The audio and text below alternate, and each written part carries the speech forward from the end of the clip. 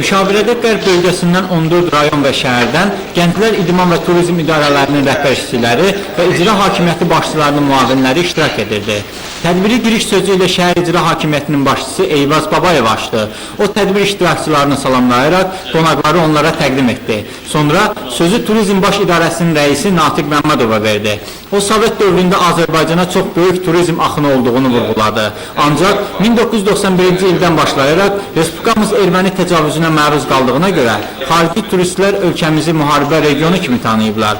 Bu da turizmin inkişafına mane olan amillərdəndir.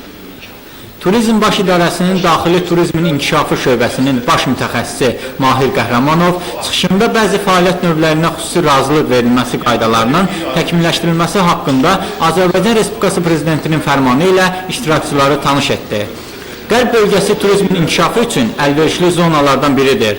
Burada Xoşbulaq, Hacıkənd və Göygöl kimi istirahət güşələri var. Bu yerlərdə turizmin inkişafı üçün hansı yönümdə işlərin görülməsi nəzərdə tutulub sualına Natiq Məmmədov belə cavab verdi.